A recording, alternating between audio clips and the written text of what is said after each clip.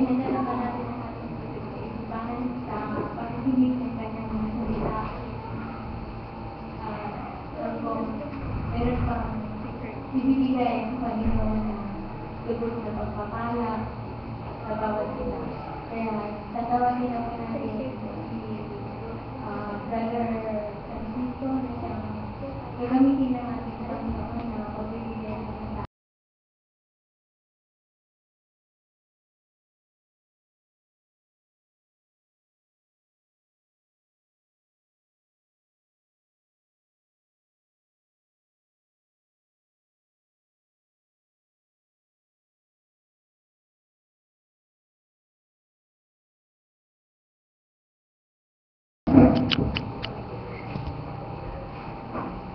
Magandang sa inyo lahat mga kapatid. Salamat sa Panginoon na nandito pa tayo at para pagpatuloy natin ang ating pagsasabi. Salamat din sa pagkakataon na binigay ng Diyos sa akin upang makapagbigay ng mensahe, mabigay ng ating Panginoon. Naalala po na ito'y pagkain ng ating kaluluwa. Ang maligaya lang dito sa hapong ito'y sabi ng Amen. Amen. Maligaya ba kayo? Salamat tayo. Salamat sa Panginoon na kung hindi tayo sa Panginoon, wala tayong nadaramang maligayahan ngayon. Diba? Mas masayang nasa Panginoon. Hindi na gaya kung tayo nasa nakalimutan pa, o hindi pa natin kilala ang ating Panginoon. Wala tayong kapayapaan, wala tayong kagalakan. Pero salamat sa Panginoon na dahil sa kanyang kabutihan ay sinatagpo niya tayo. Napakabuti talaga ng ating Panginoon, kung niya tayo minahal, hinanap niya tayo, ay kanyang natagpuan. Sa hapong ito,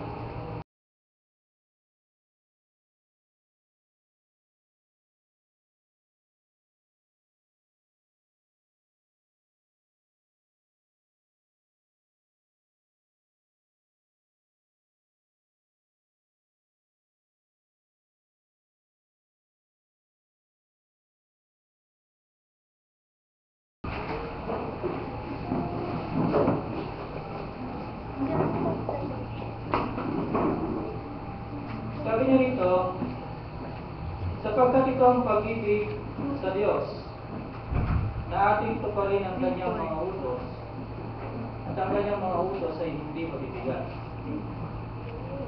Sapagkat ang sinumang pinanganak ng Diyos ay masalimutan. Ay dito ang pagtutumpay nito ng isang libutan sa makatiwid ay ang ating pananampalataya.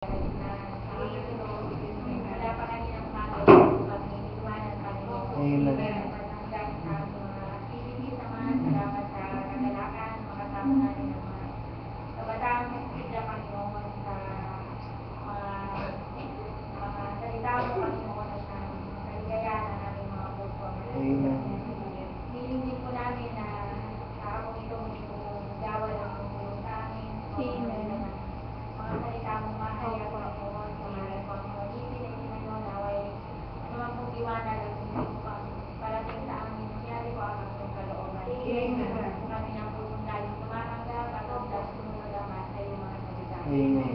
Maging sa inyong aling Panginoon, yung sa hapon ito ng namin, na siya man ay patuloy na nagtitiwala sa inyong kapangyarihan at sa inyong tulong Panginoon, na siyang sumasa amin, magpapahanggang sa mga oras nito. Salamat naman sa natutunan, pangalan po ng aming Panginoon na Diyos. Amen. Amen.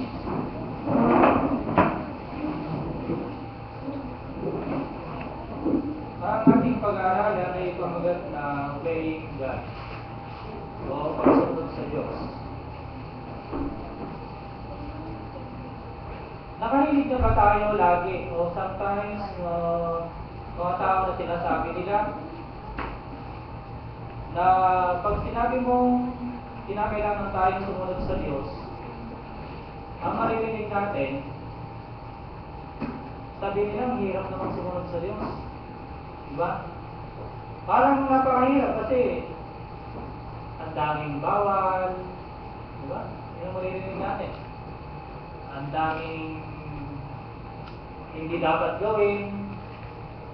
Kaya pag narinig nila, mahirap sumunod sa Diyos. Yan ang lagi nating naririnig, lalo na kung ang pag-uusapan ay patungkol sa pagsunod sa buhay na may kabanalan. Sasabihin ng tao, mahirap. Pero salamat sa Panginoon, na siya rin mismo nagsabi na ito sapagkat ito ang pag-ibig sa Diyos, na ating tuparin ang kanyang mga utos, at ang kanyang mga utos ay hindi mabibigat. Hindi mabibigat. Ibig sabihin, ang Diyos, hindi na tayo utusan na hindi natin kaya. Amen. Alam ng Diyos na hindi mabigat ang kanyang salita, kaya lang, nagiging mabigat ito sa taong ayaw sumunod. For example na lang sa isang gawain. Pag ang tao gusto niyang gumawa, walang mahirap sa kanya. Dahil lang sa gagawin niya yung kanyang buong makakaya para gawin niya yung kanyang gustong gawin. Iba kasi ang ibig sabihin na responsibility, tsaka yung pag sinabi kasi responsibility, you need to do it. Diba? That is needed. Kinakailangan gawin mo talaga. Kapag sinabing responsibility, although na it is hard for you to do it, gagawin mo. Kasi responsibility. Pero pag sinabing you want to do it, you want. Ibig sabihin, dahil sa gusto mo, you will exert your effort para magawa mo yung bagay na gusto mo. Kaya sa pagsunod sa ating Panginoon, kapag gusto natin, magiging magaan ang lahat. Kasi yung sabi rin ang Panginoon mismo nagsabi na ang kanyang mga utos ay hindi. Pero alam nyo, hindi lahat ng tao na kahit gusto nilang sumunod sa Diyos ay magagawa nila. Kahit nasabihin natin na gusto mong gawin, kung wala yung sekreto para maganap mo yung kalooban ng Panginoon, hindi mo magagawa. Kasi, nung hindi pa tayo nakakilala sa Panginoon, although na alam natin na mali, kasalanan ng ating ginagawa, pero still nagagawa pa rin natin. Bakit? Hindi natin alam yung sekreto. Bagamat gusto mong gawin, pero ayaw mong magawa. Kaya sabi ng isang kanta, gusto kong bumait, pero hindi ko magawa. Sometimes, alam niya, malapit na naman ang New Year. Another 2014. My New Year's resolution is ganito, ganito ang gagawin. Pero, hanggang ganun lang. Dahilan sa ang tao may umaalipin sa atin, kaya hindi natin magawa yung tama, yung mabuti na gusto natin gawin. Bagamat masama na yung bagay na ginagawa ng tao, kahit ayaw mong gawin, pero magagawa mo. Ganon din ang pagsunod sa Diyos. Mayroon tayong sikreto na dapat malaman. Ang sikreto para makasunod tayo sa Diyos, una, magkaroon muna tayo ng pag-ibig. Ang pag-ibig na ito, kung hindi mo iniibig ang Diyos, hindi mo siya susundin. Pero bago ma-impart yung pag-ibig na yan, una muna, ang Diyos na iibig sa atin. Diba? Kaya salamat sa Diyos na una niya tayo minahal. Una niya tayong hinanap. At salamat na natagpuan natin siya. Sa dami-dami ng tao sa mundo ito, billion. Ilang billion ng tao sa mundo? More than 7 billion na ang tao sa mundo. Pero salamat na kinatagpo tayo natin. Amen. Ang sikreto para sa ganun ay para masunod natin ang Panginoon na mayroong pag-ibig. Una, kinakailangan madama natin muna yung kanyang pag-ibig. At ang paraan para ibuhos ng Diyos yung pag-ibig sa ating puso, yung kanyang pag-ibig, ano? Kailangan natin maligtas muna sa kasalanan. Ang sikreto ay yung salvation process. Kapag tayo naligtas muna sa kasalanan, ang Panginoon, ibubuhos niya sa ating mga puso ang kanyang pag-ibig para masunod natin. Without the love of God, we cannot obey Him. Sapagkat ang kaligtasan, salvation teaches us to love God. Number 1, to love God. Kung hindi ka pa naligtas mula sa kasalanan, gumagawa ka pa rin ng kasalanan, hindi mo maiibig ang Diyos. Sapagkat ang sekreto para maibig natin ang Diyos, kailangan ang kaligtasan. Dahil yun ang magtuturo para mahalin natin ang Diyos. And then, hindi lamang para mahalin ang Diyos, para mahalin din natin ang ating kapwa. Dati, di ba, hindi natin mahal ang ating kapwa, wala tayong pansin. Hindi natin maibig yung ating kaaway. Pero dahil sa nakilala natin ang ating binigyan tayo ng pag-ibig sa ating mga puso, natuto tayo na magmahal. Alam niyo mga minamahal, mayroong isang ilustrasyon o isang pangyayari para lalo natin makita kung paano yung talagang pagsunod sa Diyos at saka yung responsibility nila. Kasi minsan yung responsibility sa gawain, minsan pag meron kang gawain, halimbawa, ikaw yung meron kang part sa gawain, pag sinabing responsibility, pupunta ka, kahit na minsan parang wala sa loob, di ba? Kasi sabihin mo, may responsibility pa lang ito, dapat tulong, kaya ganito.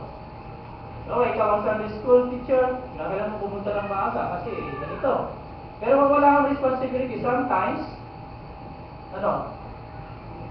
minsan, hindi ka na-force. Pero kung may responsibility ka, na-force ka. Pero alam nyo, iba yung responsibility, iba yung sabi ko nga, iba yung talagang pagsunod mo sa Diyos na mayroong pag-ibig. Noong unang panahon, may puso pa yung pag-aasawa ng sapilitan. Diba? Kahit ayaw mo, pag ginusto ng magulang, may pipilitan ka. Ngayon isang dalaga, ang napilitang ipaasawa sa isang binata. Ito isang sundalo. At alam natin ang sundalo, mayroon siyang word of honor, tapos mayroon siyang talagang voice of command. So, yung dalagang ito, kahit na hindi niya mahal, napilitang ipakasal, so nagkasawa sila. Pagkakasal pa lang, after few days, ang sabi nung kanyang asawa, dahil sa sundalo, gumawa siya ng listahan. Ito ang dapat kong gawin. Ganyan eh. This is your responsibility. Kasi hindi niya mahal hindi niya mahal yung lalaki. So, ang nakalagay sa kanyang isip, yun ang responsibilidad niya. Ano gagawin niya? Sa umaga, magising ka ng maaga, pagluluto ka, ganito, ganitong araw, makaplansya ka, may araw na ganito, maglilinis ka, may araw na maglalaba ka. So, nakalagay lahat doon.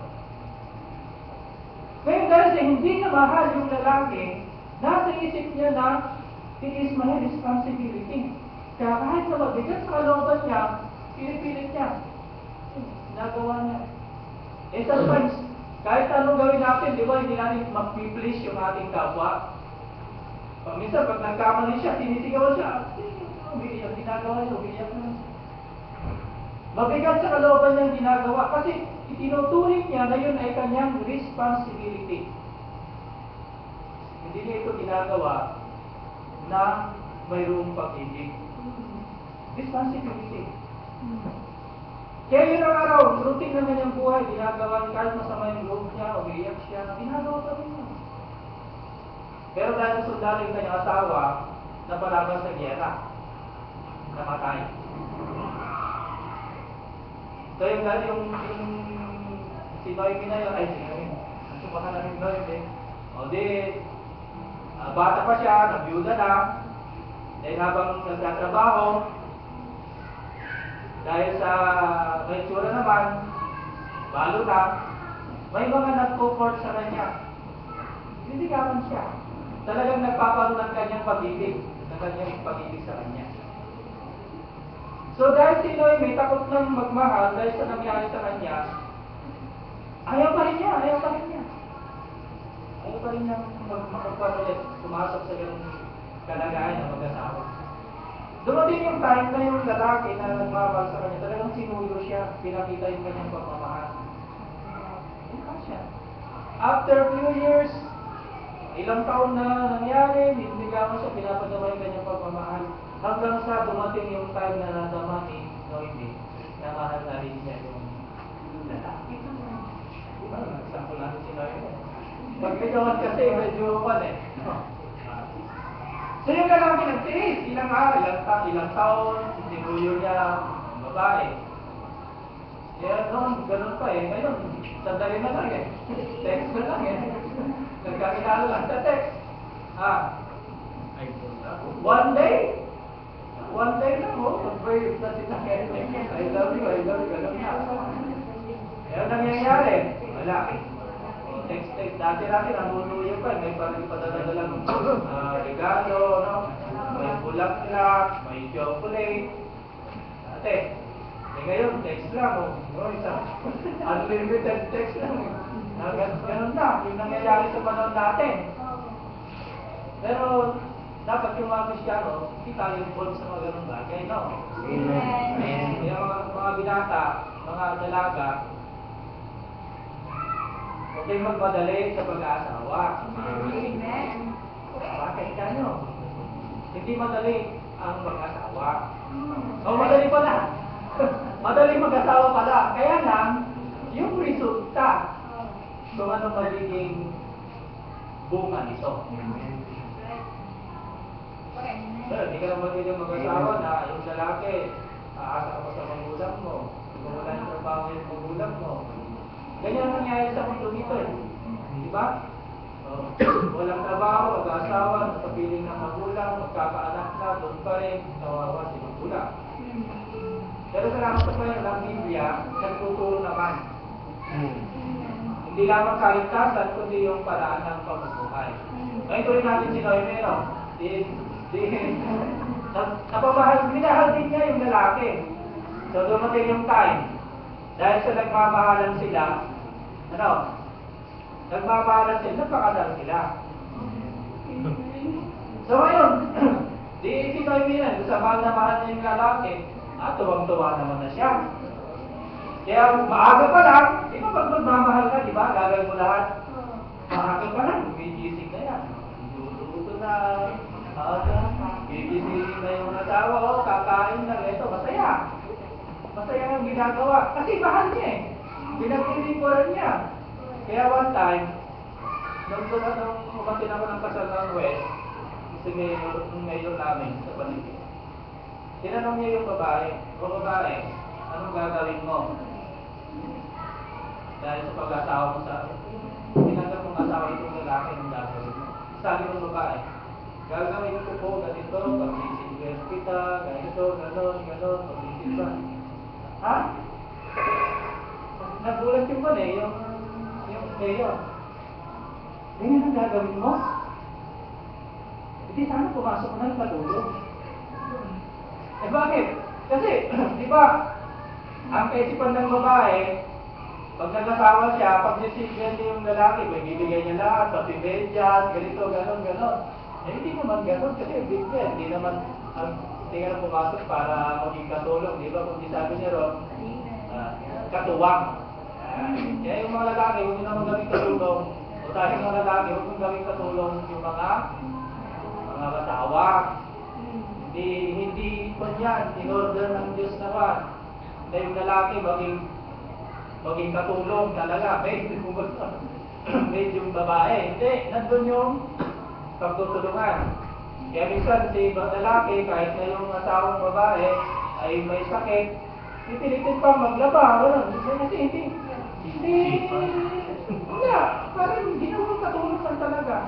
Pero ang Biblia hindi nagtutulungan. Kundi ang tinuturo ay yung pagtutulungan ng bawat isa. Kung hindi kaya ng babae, kahit na tayong mga lalaki sabihin natin, bakit pag naglaba ka ba o kaya nagwalis ka ng naglinis ka sa bahay, sabihin, handler ka na, gano'n? Ngayon tuloy natin si Noime. Hindi. Gano'n, ang rutina ngayong buhay, dahil sa mahal na mahal niya sa kanyang asawa, maligaya siya pag nalilinis siya. Hindi pa sikul-sikul. Mahal niya eh. Pag naglalabas siya. Bakit? Ang sikreto kasi, mahal niya yung kanyang asawa. Kaya hindi mabigat sa kanya yung kanyang ginagawang tungkulin sa bahay. Diba? One time, nang mag-general training yung babae, si Noeme, may nakita siyang isang maliit na papel. Tapos, binasa niya, yun pala yung listahan nung dati, nung una ng asawa niya na dapat niyang gawin. Ganitong oras, kinakailan, bumisit ka na, minuto ka, ganito, gano'n. Tapos ni-review niya, yun din ang ginagawa niya ngayon. Pero bakit iba yung kanyang nadarama? Dati-dati ginagawa ko ito. Ang bigat sa kalooban. Bakit nandiyan yung may hirapan ka, pag hirapan ito, iyak ka pa, gano'n ang gagawin mo, di ba? Kung nahihirapan ka. Pero, nung makita niya yun, ito yung parang ginagawa ko ngayon, pero bakit?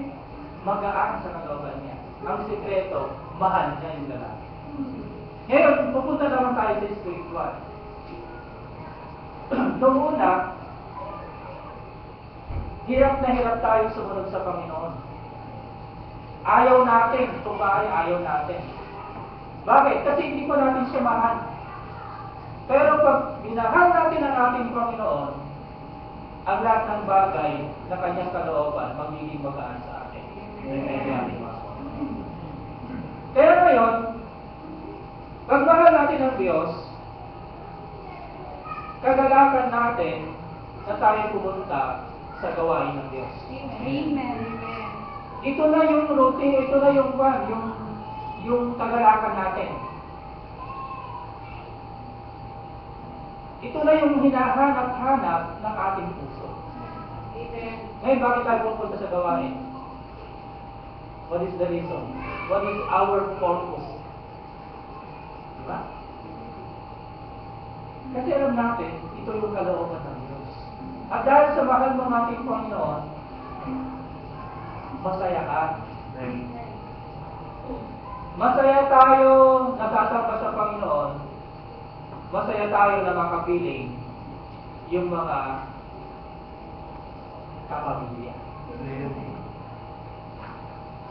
Masaya kang makita yung kapatid. Malungkot ka kung wala siya.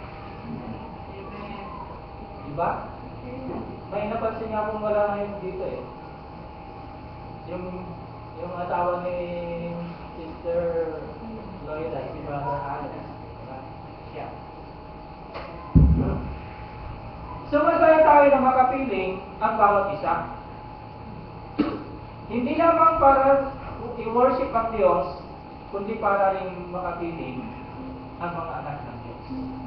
Di ba dati-dati ang gusto natin kapiling na yung mga bagay o mga taong ang ginagawa ay mga bagay na hindi kalooban ng Diyos? Pero mas na minahal ko ang Diyos, ito ang magiging palatandaan na mas gusto mong kapiling ngayon ay yung mga anak ng Diyos. Kaya kung masaya ka, na tayo ay pupunta sa panambahan, gigising ka ng maaga. Amen. Ha? Amen. Pag mahal mo ang ating Panginoon, gusto mo siyang sarbahin, gusto mo siyang purihin, gusto mo siyang pasalamatan, gigising ka ng maaga. Di ba pagtrabaho, school, ayaw malay. Magagalit ka pa kung hindi ka ginising. Kasi malilate ka. Pero ang nakakalungkot minsan, pag para sa Panginoon, pag ginising ka, galit ka pa. Ang aga-aga naman. Ganito, marami kang piso. Di ba? Pero kung mahal mo ang ating Panginoon, maaga kang ginising. Masaya ka. Kaya pag nagpagising ka, pag ginising ka, magpapasalamat ka, hindi ka magagalit. Diba? Ano ba?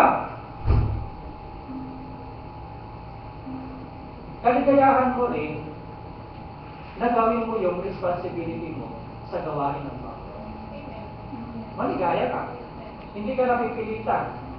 Kaya pag maligaya ka, ibibigay mo lahat ng buong mong makakaya. Kaya salamat sa Panginoon na pag minamahal natin ang ating Panginoon, yung kanyang mga salita, yung kanyang kalooban, yung kanyang mga utos, magaan na sa atin na ito'y sunod. Amen. Kaligayahan na natin.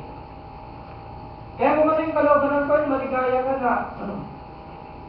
Nagbabasa ka ng Biblia, maligaya kang dumadalangin. Kaya pag priority, pag may time ka,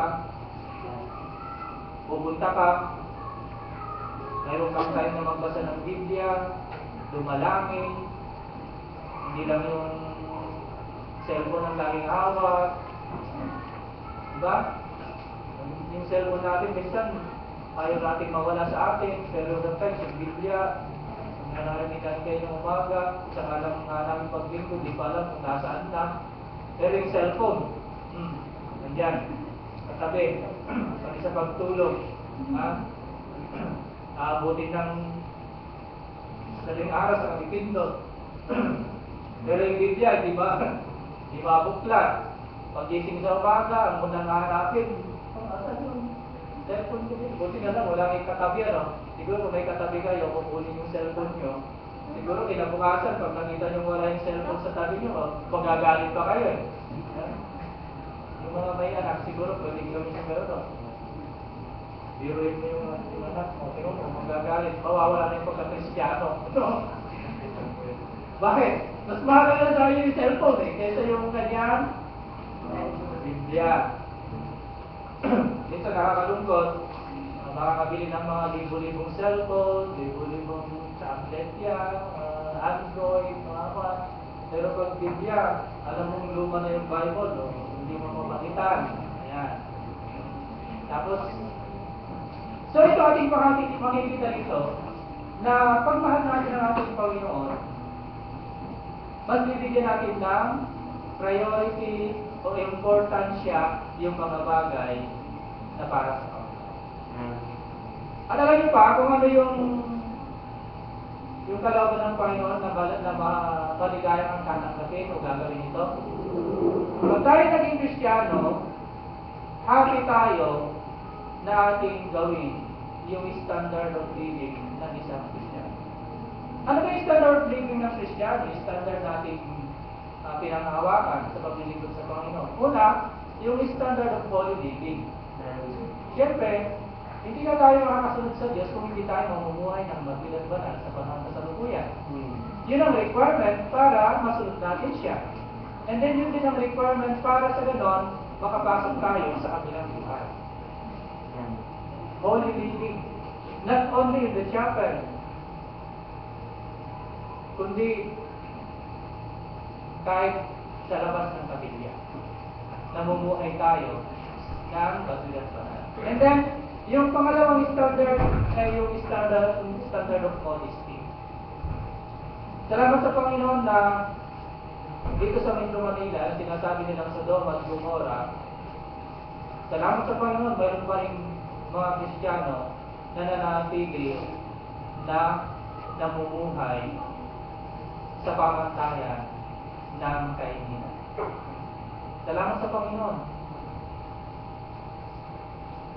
Na mga Kristiyano sa Metro Manila, kahit sabihin nila na yung iba na galing ng probinsya, mahaba ang damit, mahaba ang buhok.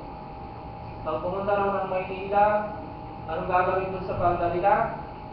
Na mahaba? Itutubi. Bakit? Kasi gusto nilang sumunod sa uso. Pero alam niyo ba na ang mark of being a Christian, a son of God, ang sabi niya doon sa John chapter 17:14, ang sanglibutan ay mapupuot sa atin dahil sa hindi tayo sa kasanglibutan. So yun yung mark na tayo ay kaiba. Kaya ang buhay ng isang nagmamahal sa Panginoon, kaiba. Kaya kaligayahan natin na sabihin na, oy, nangahaba naman ang palda mo, Lucian ka, kaiba ka sa lahat. Salamat sa Panginoon, kaiba ka. Amen. Kasi yun yung palatandaan. Amen. Kung babasahin natin sa John chapter 15 verse 18 and 19, hindi tayo sa sanglibutan, kaya ang sanglibutan ay napupuot sa atin. So, ibig sabihin, kaiba yung takbo ng ihon ng ating buhay. Pero kung hindi kaiba, same feather flock together, sabi nila, mayroong question mark. Kinakailangan sa isikin na natin yung ating sarili. Bakit?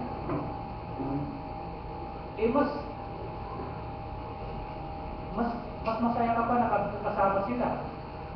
Isang libutan. Tapos sumusunod ka sa uso. Mayroong isang pangyayari. Bagong Kristiyano doon sa Panitig. Nagtanong siya. Kasi sila, bago pa lang, about sa hair, yung pagpapahaba ng buhok. Kasi ang Biblia, tinuturo ng Biblia, na kahit yung trimming, against the will of God yun, di ba? Eh sabi niya, bakit kami, kuya, na bago pa sa Panginoon, sinusunod namin? Pero may nakita siya na matagal na sa Panginoon, yung buhok ay pantay. Eh, ang nangyari kasi noon, kasi yung mga nagpapantay ng buhok, para hindi halata, yung ginagawa nila ay, hindi ito nila, pupusot nila, hindi nila nampan. Eh, nakalimutan siguro, nilay-lay niya, yun, nakita. So, question sa mga baguhan, bakit gano'n? Pero sabi ko naman, ang pagsunod sa Panginoon, individual. Hindi ako o hindi ikaw ang mananagot para sa Kanya, sa Diyos. Hindi rin kayo ang mananagot sa akin, sa Diyos, kundi ako rin. Ako ang nakakaalam at ang Diyos ang nakakaalam. So mayroong pakakakitaan na tayo ay nagmamahal sa Diyos dahil lang sa hindi na tayo umaayon sa gawa ng sanlibutan. So hindi tayo sumasabay o hindi tayo sumasama sa agos ng sanlibutan. Sa pananamit, dati-dati makakaba ngayon hanggang sa dumami, umiksi na ng umiksi yung mga damit ng mga tao ngayon, paiksi na ng paiksi. Hanggang sa basta na wala. Pero salamat sa Panginoon na mayroon pa rin mga Kristiyano na nagmamahal sa Diyos dito sa Metro Manila na kayang panindigan yung pananampalataya at pagmamahal natin sa Diyos. Keep up the good work. Dahil pag pinagpatuloy natin yan, ang Panginoon, siya ang magbibigay sa akin ng ito. Alam niyo dun sa sinabi niya sa chapter 10 verse 27 nandiyan.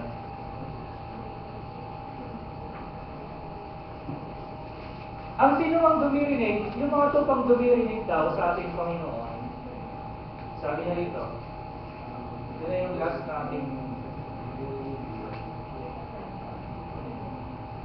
10:27.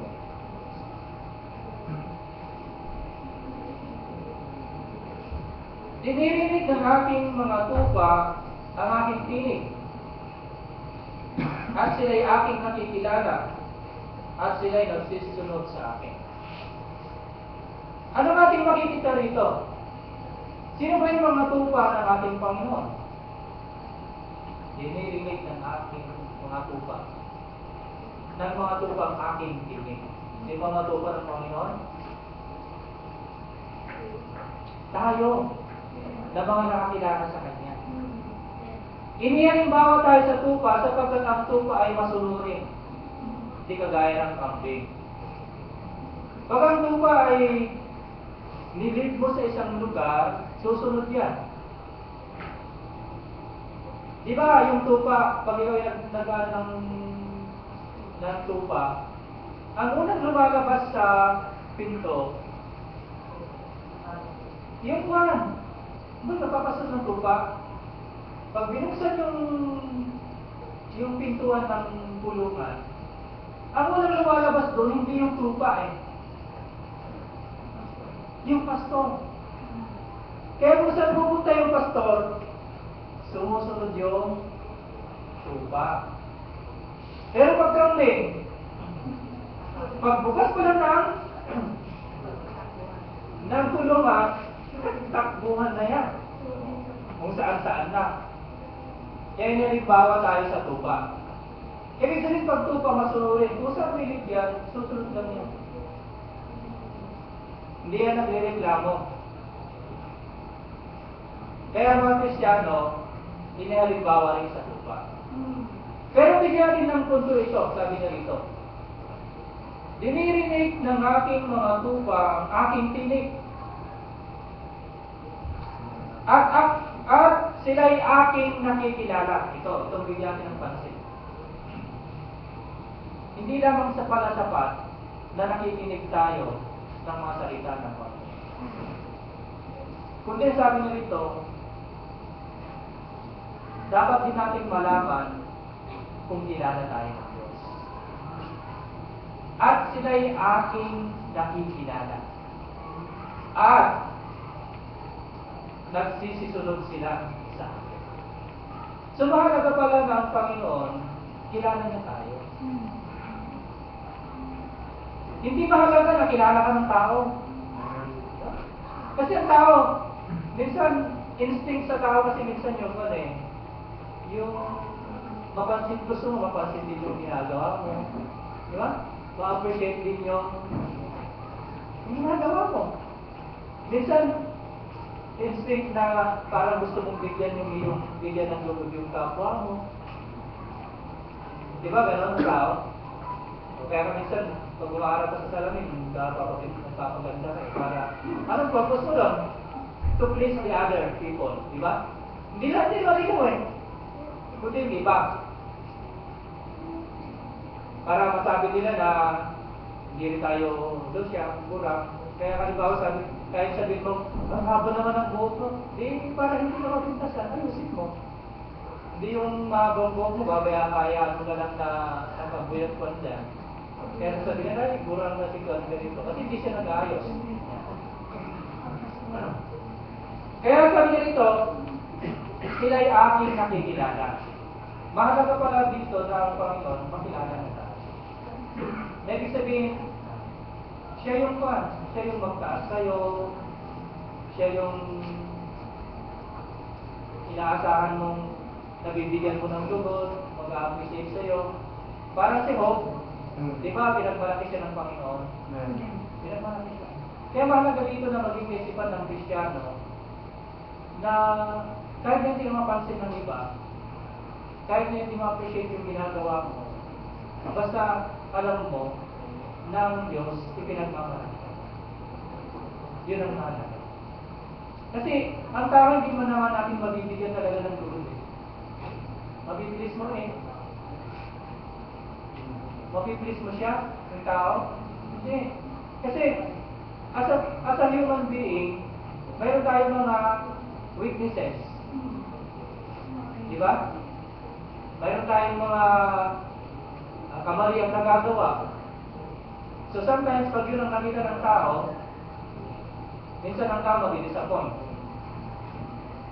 Pero salamat sa Panginoon, na ang mahalaga sabi niya rito, sila'y aking nakikilala. Kaya ang mahalaga pala dito na kilala tayo ng Diyos. Kasi tama yung sabi ng Biblia, na hindi bawat nagsasabi sa akin, Panginoon, Panginoon, ay papasok sa kanya ng langit, kundi yung gumaganap ng kalooban ng aking Ama. Kaya salamat sa Panginoon na kilala niya tayo. At salamat na nakilala rin natin siya. Kasi kung hindi natin siya nakilala, wala tayo dito. Hindi rin tayo magkakakilala. Pero salamat sa Panginoon na dahil sa kanyang pag-ibig, binigyan niya tayo. Binigyan niya tayo ng chance para mapaglingkuran siya. At sana, tulungan tayo ng ating Panginoon na maibig din natin siya. At kung minamahal natin siya, ang pagsunod sa kanyang kalooban, magaan na sa atin at kaligayahan natin ito habang tayo nabubuhay sa mundo.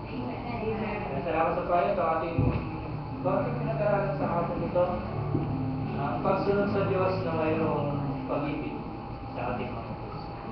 Kaya tayo tumayo, tayo tumalangin, salamat sa Panginoon, hilingan niya sa mga nakiling hallelujah.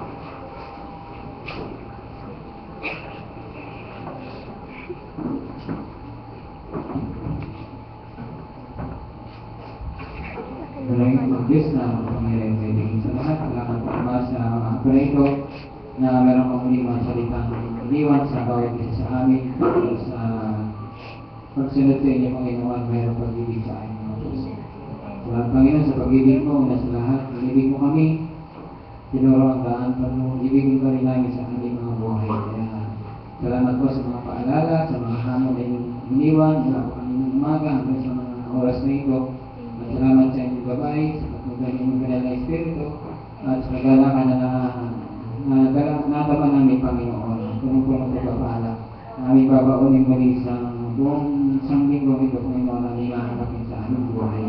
Kaya salamat po, Amang Diyos, sa inyong pagkalinga, paggabay, pagtugon sa lahat po ng aming pangangailangan espiritual sa buong mga kapag ito. Kaya salamat po ng marami, patuloy po namin kayo pinapasalamatan, patuloy na pinapupulong.